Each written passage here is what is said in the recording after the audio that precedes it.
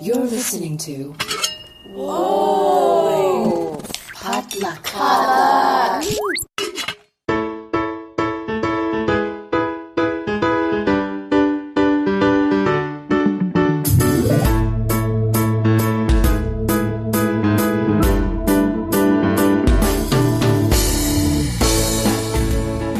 And you're listening to Books and Boba, a book club and podcast featuring books by Asian and Asian American authors. I'm Marvin Yue. And I'm Rira Yu.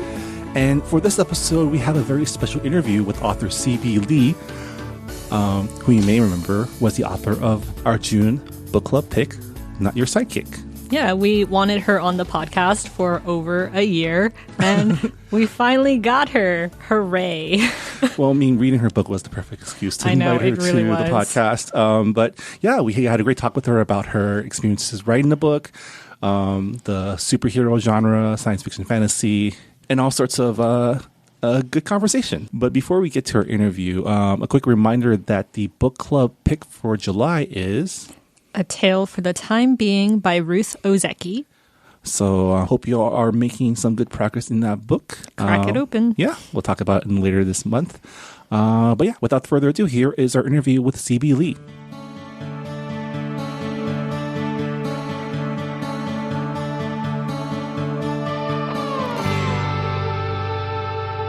And we're here with author C.B. Lee here at the Potluck Podcast Studios. Welcome. Yay. Hey. Hi.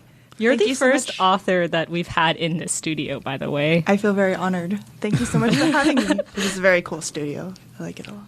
C.B. Lee is the author of our June book club pick, Not Your Sidekick, that we just finished reading for the month. And it's been a while since we had an author interview. Yeah. Especially in person. I don't think we've ever had one in person. No, I just said that she was the first one we've had in the studio because everything has been like over the phone or Skype. We actually, when we interviewed Sarah Kuhn, who's also from LA, she's from the West Side, so like it was by phone because we're not like there's no way, there's no It's a way. trek to get out there. Yeah, that was before we actually had an actual studio too. So That's true. now we have a central meeting point, so you can probably invite more people. Compromise. But welcome. Thank you so much for having me. Yeah. Do you want to start us off? Rhea? Oh, okay. I guess I will start us off. So I'm going to start off with a question that most of us get from white people. Where are you from? LA. LA. Yeah, I was born here. So, specifically Los Angeles. It's weird. I mean, I grew up here and I feel like even though I've lived in other places, I've always come back. But then, the question a white person would be asking is like, where are you from, really? Where are you from? Like, My parents are from Vietnam and China. And so they immigrated here in 79 and then met each other. They knew of each other because they both lived in the same village in Vietnam. So they were like, I don't remember if they were friends. I think they knew who they were, but they weren't like super close friends. But then after after the refugee camps and the war, and they were both in California, and through the Asian Auntie Network, Asian letters, Auntie Network. They were like, hey, guess who else lives in Los Angeles? Like my mom got this letter or something or phone call. It was like, hey, this random boy from your village lives in LA. You should say hi. And so I guess they just started hanging out and going, and they actually dated, which was funny. Wow. I have pictures of them in the 70s, that's cute. actually going on dates. As a fellow Southern California, Los Angeles person, I would ask you, where in Los Angeles are you from? I grew up in Rosemead. Okay. In the San Gabriel Valley. San Gabriel. Yeah, San We're like Gabriel. neighbors. Yeah. Yep. Went to San Gabriel High School. Oh. That's my... Gabrielino. Oh. Ooh. We should be rivals. We don't play each other in sports at all. So It is. We are rivals, though. In debate, we are. In debate, the whole wow. entire state is rivals with us in debate. Well, we were first. So were you always a writer, or was writing something you stumbled into much later in your life? I feel like the answer to that question is kind of both, because I mean, I always have been a writer. I love telling stories, and I always was writing funny stories in my journals, but I never thought I never thought of it seriously as a career, especially with my parents and family expectations. I went to college, and I actually was interested in a lot of things. So I ended up studying environmental science and geology. Cool. So I really wanted to like save the world, and be a climate scientist or like study, like work for NASA. I had all these dreams and aspirations, and then I got into the academic field, and I didn't like it that much. It was still fascinating, but I couldn't see myself, like teaching at that very high academic level or, doing like it didn't. Different type of writing. Yeah. And it was very like I just remember like in grad school, I was doing a lot of statistical analysis and like, and writing like academic papers and just not getting to be creative at all with it. So, there is an aspect of creativity, but it was also, there was a combination of a lot of things where I was just, I wanted a career change. So I moved back to LA. I worked in a nonprofit sector for a while, and then I kind of came back to writing with, I've always been like active in like fandom too, like writing fan fiction and really enjoying like the fan communities. But then it was in, say, 2014. Yes, 2014 when I saw a call for submissions. So there was a contest. Well, not a contest. It was a contest. But Interlude Press, who's my publishing house now, they had just launched their young adult imprint, Duet Books. And they had put out a call for submissions for the anthology, Summer Love. And they were interested in basically if anybody was writing an LGBTQ protagonist that had that fit with the theme of summer love, and then it's a short story, so it can be 15,000 words or so, and then pretty much that was the word limit for the submission guidelines. And I was like, I was working a few various jobs, I was teaching, and I was like, oh, why not? Like I love telling stories. I could write a story, so I wrote a short. I'm doing quotation. I don't know why I'm. Well, now that you said it, people will know, right? I'm doing quotation marks when I say the word short. I wrote a short story about like a Chinese American boy who meets another boy who turns out to be a selkie, which is a shape-shifting seal. For those of you who don't know that mythology, I know my mythology. I get it. So it's just like a sweet, fun like fantasy set on the beach, and I had a lot of ideas on what I wanted to do with it, but then I really wanted to submit it for this particular thing. So I cut a lot of it, and then I submitted it. And then like a few months later, I heard back, and they were like, we love it. We would love for you to be a part of it. Let's start talking contracts and editors and all this stuff. And then when I first met with my editor, we kind of sat down and talked, and she was like, okay, I have a question. If there was not like a word limit, where would you have seen the story go? And I was like, well, I really wanted to expand like the romance, and there's more conflict, and then there's more like family stuff, and there's more stuff like it really. And in talking with her, she was like, well, we love that too. We really think it would be a great standalone. So they pulled me out of the anthology, and then worked with me to develop that as a novel, and then so that became my first novel, which is 7 Tears at High Tide. Ah. And so it's kind of been a roundabout journey. I've always been a writer, but didn't think of it seriously for myself. But now that I wrote, that was my first book. And then after that, I had another idea, which would become the Sidekick Squad series. And then when that started taking off, it really became more and more feasible to me, like to see it as a career. And I want it to be my career. I want to tell stories and be able to share stories and continue to create these characters and worlds. I feel like the writing career it's not linear at all. Because like we talk to authors who are like, oh, I went to law school and I studied law, and then like they end up being writers because they're like, I can't do this for the rest of my life. And it's a very long roundabout journey to become a writer. So I want to ask you, what drew you to the superhero genre? Because it's a great genre to tell stories about like coming of age teens, and also exploration of identities. So I especially love that in the Psychic series, the superhero, like the power expression part of it is kind of in place of like parental, like expectations of their children and their potential. And I was reading like, oh, this is totally like my Asian like soul is like vibing with this very much. Yeah, it's interesting because I feel like with like superpowers, it's a great medium to explore so many things. Like, how do you feel about yourself, your abilities, whether or not you have powers, you know, whether or not your powers come from, is it like a family thing? Is it like how do you define strength? Like, how do you define success? And what drew a lot, like, I've loved comics for a really long time. I really love superheroes. And one of my favorites growing up was the X-Men. And the X-Men has always been written as like being a mutant is a metaphor for queerness, basically. And you know, there's all these stand-ins for like racism, and there's stand-ins for homophobia. And like, I identified a lot with the characters in X-Men, and just how, like, you know, because we're talking about like, how does society see you and how do they perceive you just because of this, you know, the way you are, the way you were born.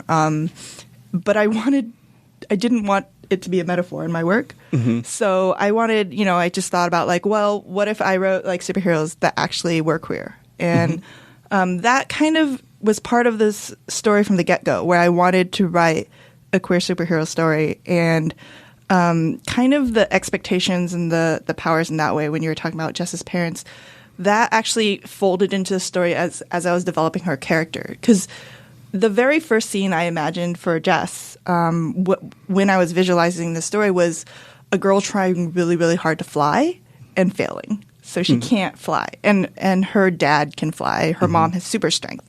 And this is kind of like, it really comes back to me feeling like my parents sacrificed so much for me to be here. And they tell me all the time, but they're also like, you know, I like fought off pirates, and I was like on a boat for this many days, and the boat was only this big. And you know, I understand it was really a hardship and also like a huge sacrifice. And I do see my parents as like superheroes. You know, they've accomplished so much, and they've worked really hard to get their family a chance at a different life.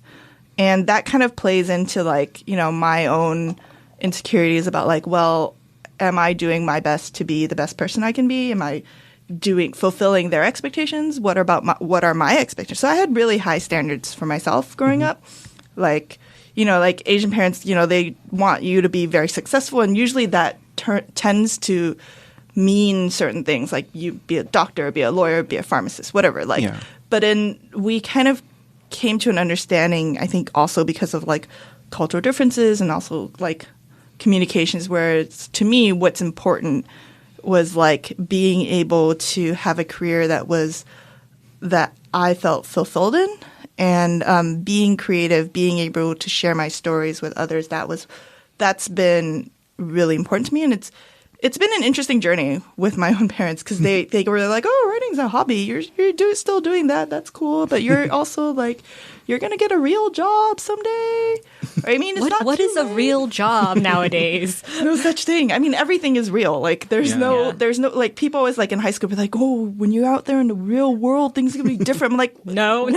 Like, this is, everything is real. Like, there's no like fake world. I mean, it's just a matter of like, what do you see and what your expectations are, I guess. So superpowers was a fun way to play with that kind of dynamic, because in the Sidekick Squad world, even though it's set like in the near future, and the country's borders are entirely different, and the country itself is very different, there still are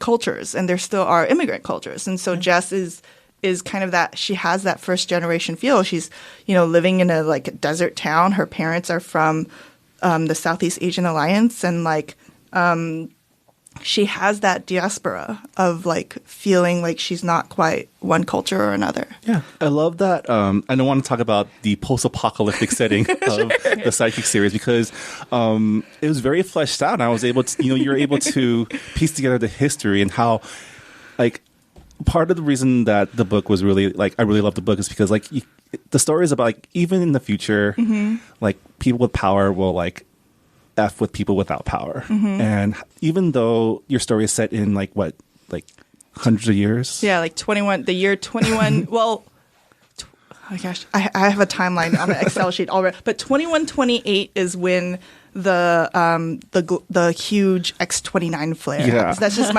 the name of the cataclysmic event that started all these other cataclysmic events, and then World War III, and then a bunch of stuff, and then. But we're still dealing with Jess Tran, your main character, is a second generation. Daughter of an immigrant family from Southeast Asia, which is just stuff we see today. Yeah, absolutely. I wanted to include that because, especially in science fiction and fantasy, where you have all these fantastic things happening, I want to be able to see characters like myself, and it's part of our reality. Like if we can't see ourselves in the future, then how do we feel about ourselves in the present? It was so affirming for me to see in Star Trek, oh my gosh, Michelle Yeoh's Captain, and to see Kelly Marie Tran in Star Wars, and just, just in Into the Badlands, and just more I love contemporary, I love historical, but genre fiction has always been really close to my heart just because it's got that fantastic element. Yeah. And for a huge nerd like me, I growing up reading books, the first kind of books I read were Amy Tan and Lawrence Yep, and those were a lot of fun. I liked them, and I really loved learning about the history. But I also wanted Star Wars, basically. I mean, who wouldn't?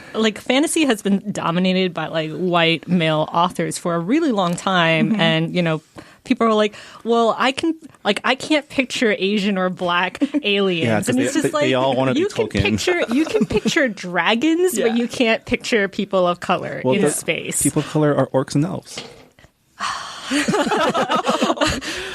This always pops up in our episodes. We always bring up Lord of the Rings. Well, I was wanting to ask you about just creating that post-apocalyptic world. You said you have a timeline. How was that process? To figure out how our world is going to end and change and be reborn. It was actually a lot of fun to come up with because I really I wanted the world to be my own, and I wanted it not to look too similar to ours, but I wanted things to be recognizable from it.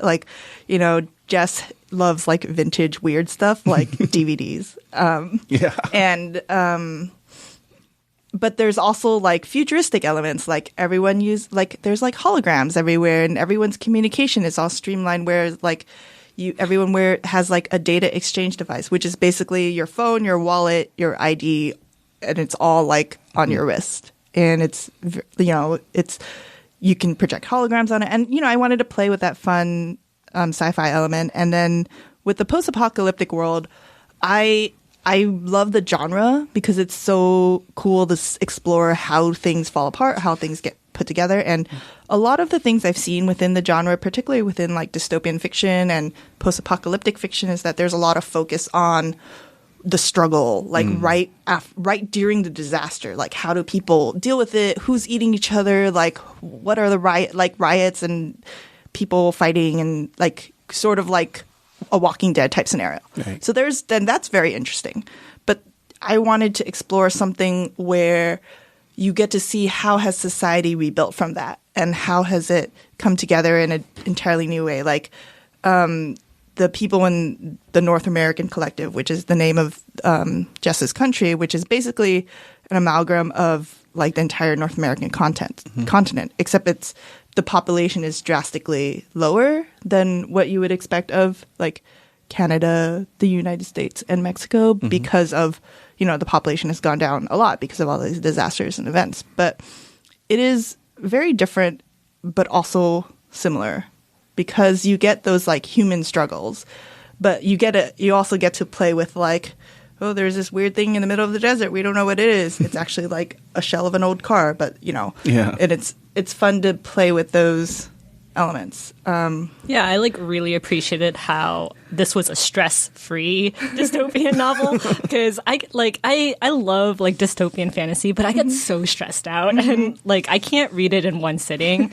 But with your book, Not Your Sidekick, I read it in one sitting. I was like, wow, it's so nice that like for one, like Jess and Abby, like they can just fall in love and there's no tragedy over that. And like it's so nice how like the superhero trope, like there's like some funny bits about that, like how Jess interns at like a supervillain company, and I'm just like, wow, that's like so like it's so random, but it's like I dig it. Okay, and like the low stakes villainy from the local villains was really funny too. Yeah, I just wanted it to be. I don't know. I had a lot of fun coming up with like I wanted the names of every like superhero thing organization to be very cheesy. So you have like the Heroes League of Heroes and the United Villains Guild, and there's all these cheesy stunts and.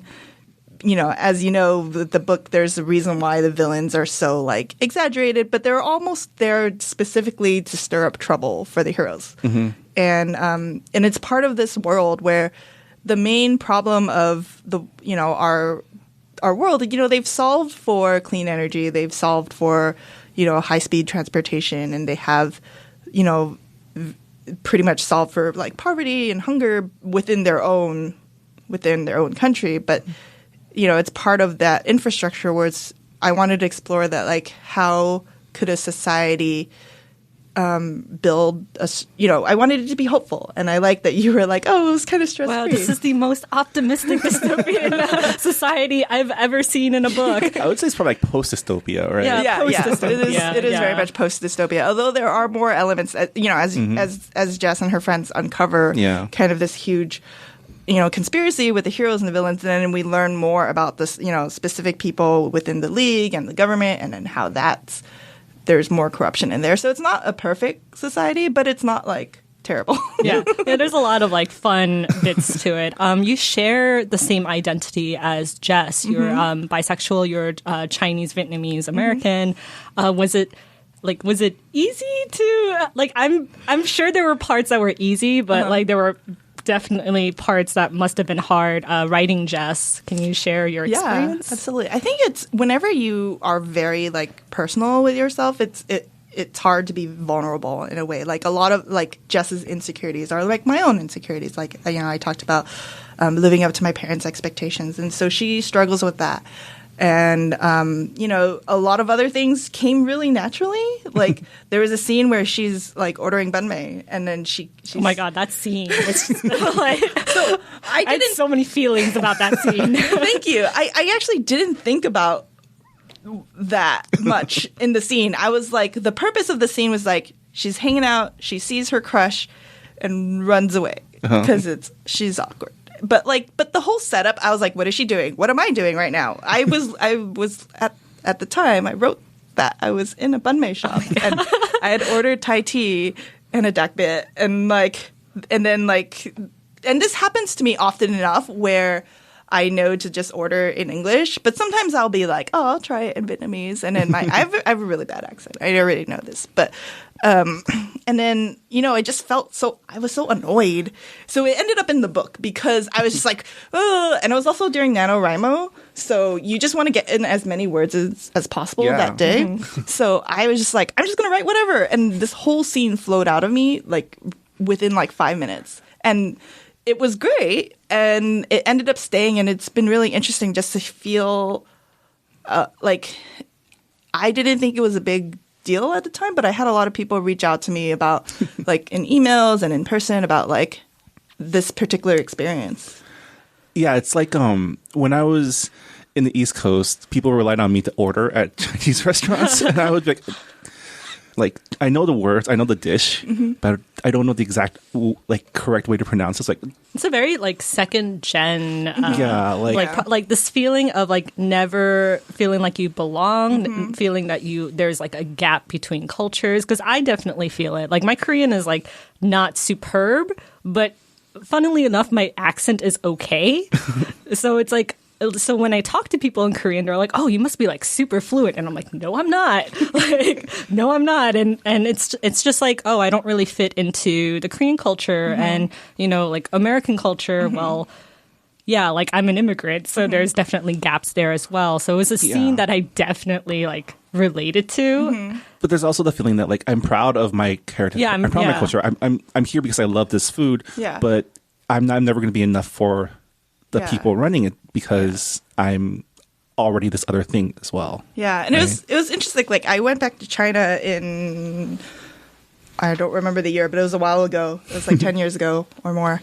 And I remember just feeling it was the way people, like random people on the street like people walking, shopping. It was very clear. They treated me like I was basically American because, to them I was. And I was like, I don't know if it's because I'm taller or I don't know, the way I'm dressed or like, but it was, even when I was with my family, there was a visible distinction. And I noticed it here too. And I don't know if it's an age thing where like adults will like assume because of your age, then you must have been born here and you don't know anything.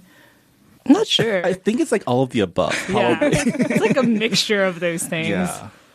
Especially if you come in like, and it's also like it's a confidence factor too, right? Yeah. Like if you just go in and like just know what you want, they're usually more, I don't know. Yeah, it's tough. It depends. Although sometimes like, I'm just using the restaurant model, like, because I'm like, probably I'm the most fluent in food, where I can just be like if I'm familiar with a restaurant, I'm like, oh, I just want this particular dish. I know how to say it. I know how to say like this, please and thank you. And they're like, oh, cool. And then later they'll come back and ask me a question, and I would just like, and then they'll have to be like, do you want the large or the small? And I was like, oh yeah. I agree. Like I know my go-to dishes, and if it's not on the menu, I'm like, oh shoot. Like one thing I really did like about Not Your Sidekick is we don't really see a lot of queer Asian characters, like especially in like the fantasy and sci-fi genre, but like just overall you don't really see it. And I don't know, it's a little sad that there's like so few. Yeah. But I know like your second book, Not Your Villain, sorry, I'm losing my voice. I know that your second book, Not Your Villain, you have Bells, who is a Black trans boy, and he's the protagonist. How was that different from writing Not Your Sidekick, where you share the same identity as the protagonist? So so from the get-go, I knew I wanted to create like a group of friends, and the story would revolve around them, and each person would get their own book. So we started with Jess because that's how we are introduced to the world. And then with Bells, I was really cognizant of, in writing his story, his race and his identity, they definitely factor into his experience and, his worldview and how his perspective, but it's not that's not the story I'm telling. Like I'm coming from someone who wants to write a character as respectfully as possible. And I hear this all the time in like the book world when people are like, can I write this? Can I write that? Am I allowed to? Like, well, you can write whatever you want, but just be aware that once your book is out there, that, it's open for criticism. And when people say like, oh, should I write this story? Like ask yourself. And I, I knew going in that like, I'm not Black, I'm not trans. But I wanted to have this protagonist because he's part of this overall story and he's an important character in the series. So I'm telling his story as, his main conflict is, A, he's in love with his best friend. He doesn't know how to tell her. And B, he's just been framed and everyone thinks he's a villain. And so the main conflict of the book has to do with the overarching superhero plot. And his identity plays a part of it, but it's not all of who he is. And I'm like, I could never have written, I'm not out here to write like the trans experience, and I can't do that. And I don't want to do that. There's a lot of amazing authors who I, definitely love their books and want to uplift them. But, when just, like writing outside your particular community, just to be aware and respectful. And I had a lot of people beta read and read for Bells before. I had trans readers, I had Black readers, I had a lot of different people with different aspects of identity who could give me feedback on how to make sure that I was staying in my lane and just to make that it was the best story it could be. And I think there's a lot of ways for people, if you're interested in writing a character with a marginalization that you don't have, I think the first question you need to ask yourself is there someone else already doing that? Or is this the story, is this story of like cultural or historical significance that someone else is already doing? Or like, it's just be aware is kind of the takeaway from that. But I had a lot of fun writing him because he's very sarcastic. Yeah, he's funny. very sarcastic. He's funny. He's also really cool. And he's one of my favorite characters to write. And I'm glad he exists. I think there should be more books with trans characters in them. I think there are a lot of amazing trans authors who are writing books, and there are a lot of amazing authors who are including more and more, just as people add more books to the world, to the literary landscape, I hope to see, more characters that resemble people that are real. Yeah, sure.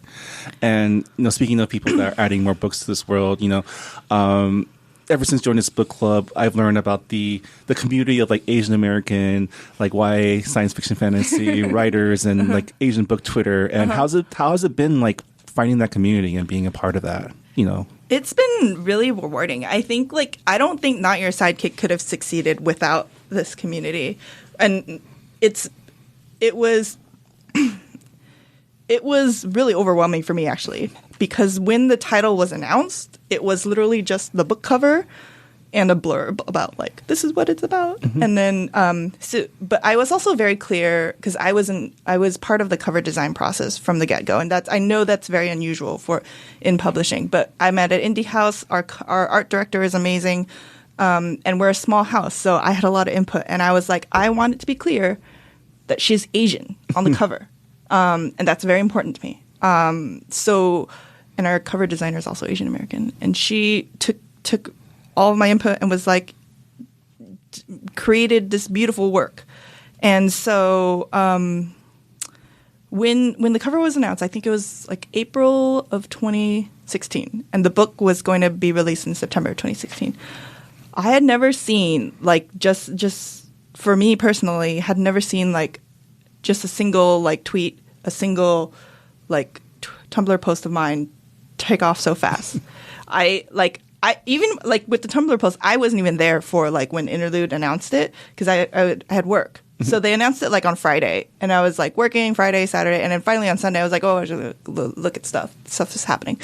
And I went and looked at the post, and it had 3,000 something notes, and I was just like, oh my god, that means at least 1,000 something people looked at this and reblogged it. And then I went through the tags, and all these replies were people screaming about how excited they were, because the blurb itself was very clear. Jessica Tran has a crush on a girl named Abby. And so it was very clear that not only is she Asian, she's queer.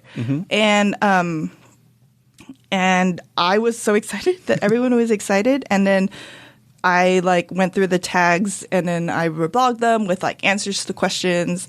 And then particularly just because I feel it's not something we see a lot of. So especially because within the Asian American community, there are people also in the LGBTQ community, and there is that intersection. But because we don't really see it a lot, it took a really long time for me to understand my own sexuality and be comfortable with it, and even just to come out. But then and that's because not that I thought only white people could be gay, but of the characters that I saw on TV and books and movies, most of the there's a very specific type a person that we'll see, and then it was a young gay kid who's a boy and he's white, and there's he's going through his struggles. But I want to see more queer kids of color. I want to see disabled queer kids. I want to see mentally ill queer kids. I want to see every possible person who could exist. I want to see them represented, and I think what happened with Asian book Twitter, or the Asian American book community, was really incredible just to see that support before the book even came out. People oh yes, I'm going to pre-order this, sharing the posts, and then I met Cindy Pon. Who is amazing, and she was so wonderful about chatting and hey she had an early copy, and she was excited about it and was talking about it. And then I met Sarah Kuhn because her book Heron Complex had just come out. And so we both were like really excited because now there's a genre. Like there's a genre. And we Paul Kruger. Oh yeah, also, Paul Kruger. His novel came out within the same year. So the three of us were like, okay, 3 makes it a genre. Yeah. Like one's an incident, and there's like 2. There's a coincidence, but now there's 3. This is a genre. Like because we all had like Asian American superheroines. Yeah. So it's just been really rewarding, and I think the community is amazing, especially how people find each other and uplift each other. There's so many amazing like bloggers and booktubers and podcasts who are dedicated to like supporting other people. Yeah. Well, one thing that I really admired about you is that you've been very open about like mental illness and how it's like important for that to be represented in literature as well. I guess I don't really have a question. I just want to say thank you. Because, thank you. Because like I'm also a writer who struggles with mental illness as well. So it's like, like someone gets it. It's hard because it's not something that's like a visible disability when you think about it, but so many people are affected by it. And it's so hard for people to talk about it because there's such an element of shame. And especially within the, like Asian American communities, there's the element of like saving face. And like with my family, there was a big deal about like, oh, cure his problems, but we're never going to talk about it. Which is like, she has problems. They were ashamed of me, and I was ashamed of me. And like my brain can't make the same chemicals other people can. That's fine. I use store-bought ones. It's cool. But like it took me a long time to be okay with that because I felt so long that I was wrong. Like I was broken because, I had this diagnosis. I have bipolar disorder, and I also have major depression and anxiety. And so it took me a long time to be okay with who I am. Like this is part of me. My mental illness does not define who I am. It informs who I am, and it's, but with my family and, that element of shame, it took a long time to like, even now, like they're not like comfortable talking about it. Like I'll still talk about it, but I think it's important, especially because there's so many people who struggle with not only their identity, but like feeling like they're not enough. And I feel like if we don't talk about it, we're going to lose people. Yeah. And so, having been on that edge, I know that like, this is what I would have wanted. I wanted someone to see me and be like, hey, you're okay. This is normal. Yeah. And perhaps it's like a part of a bigger conversation that we don't have time for today, but a lot of it is also there's no language for it, right? In Chinese and Vietnamese, like there's no like, in English we have all these like terms for mental illness, like that we've been developing through, advocacy, but in the Asian languages, they're really like literally the word for like mental illness is disease. It's like nervous disease, right? And, having more, I guess, media to represent that is part of the solution, right? Yeah, and I think there are a lot of amazing books that are starting to talk more about it. And I have future projects in the works, and within the Sidekick Squad too. Book 4 is going to deal with Abby's personal, like she's major depression and anxiety, and she's going through, a lot, and she's also bipolar. So. But it's not something that you see in the early books because she's very stable, but then something, destabilizing happens. And then we learn more about how she deals with that. And that's kind of part of her story, but it's not like completely who she is. I'm excited to be book 4. Yeah, thank you. Well, book 3 will have to come before book 4, which is still in progress. Since we're on the topic of future projects, so like book 3, like when can we expect that? And what else are you working on? Not Your Backup. We haven't announced the date yet. So I'm gonna vaguely say spring, early summer of next year. But just kind of stay tuned and look for a date announcement because we're still in progress. It's working on it. Yeah, working on it. No rush. And what's going on later for you? Like, where can people find you? Are you going to be in any conventions or?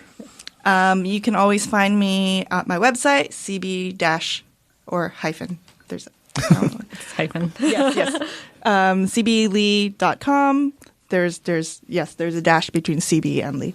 But I'm sure if you Google it, it'll be one of the results. I'm on Twitter at author_CB Lee and Instagram at CB Lee. And I'm going to be doing a few more events this summer. Particularly coming up next, particularly around the time of this podcast, I will be at San Diego Comic-Con. I can't tell you the exact date and times because Comic-Con hasn't announced it yet. They're not going to announce it until July. Oh. But I can tell you what I'm going to be on. I'm going to be on a panel called The Fake Geek Girl Fallacy, where we're discussing kind of like gatekeeping in fandom and geekery. Man. Another topic that we can go into. Yeah. I'm going to be on a panel called Don't Go Alone, Take This. So it's going to be about like found friendships and like adventures. There's going to be a lot of amazing people on it. I'm also up on a panel called Into the Fan Zone. But just stay tuned and I'll be announcing all of those details soon. Awesome. If you're going to be in San Diego for Comic-Con, check out all of CB's panels. Thank you. It's going to be amazing. Well, thank you so much for chatting with us on Books and Boba. Thank you for writing such amazing books. Thank you for having me and doing this podcast. It's awesome. I just put in my order for the second book, so it's coming soon. Well, thank you so much. Thank you. Yep. And that was our interview with CB Lee. It was a lot of fun. Yeah, it was a very fun conversation. We kind of went everywhere. So yeah, hopefully you enjoyed. And I'm looking forward to her next few books. I guess there's going to be 4 in the series, which is pretty awesome. I have my copy of Not Your Villain on the way, and I think you've read it already, right? Yeah. It's great. It's great. Before we end, one more reminder that the book club pick for July 2018 is Tale for the Time Being by Ruth Ozeki. And if you've already finished the book, or if you have things to say about our June book club pick and haven't gotten a chance to, don't forget you can always sound off on our Goodreads forums. You can go to goodreads.com and search Books and Boba and let us know what you think in the forum thread.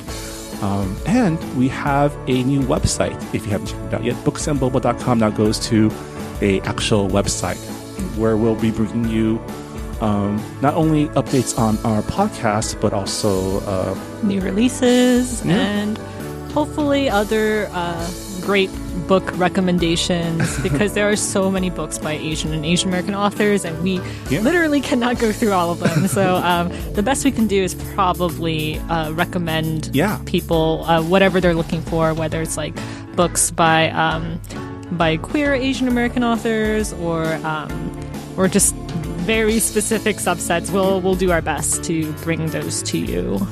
So definitely check us out at booksandboba.com. Also tweet us because we love hearing from you guys. Yeah. We're stuck in a room with just us and microphones. It's nice to like have people at least reach out to us online and ask questions and talk to us. This podcast was recorded at the Potluck Podcast Studio located in the Visual Communications office in Little Tokyo. Visual Communications, of course, is the amazing organization supporting the voices of Asian American and Pacific Islander media artists who are behind the Los Angeles Asian Pacific Film Festival, the Arm with the Camera Fellowship, and C3, the Conference for Creative Content. You can learn more about VC by visiting the website at vconline.org. Special thanks also to the Potluck Podcast Collective for letting us be a part of their great network. You can check out the other great Asian American hosted podcasts of the Potluck Collective by going to their website at www.podcastpotluck.com. And that'll do it for this episode of Books and Boba. Thanks for listening and keep reading.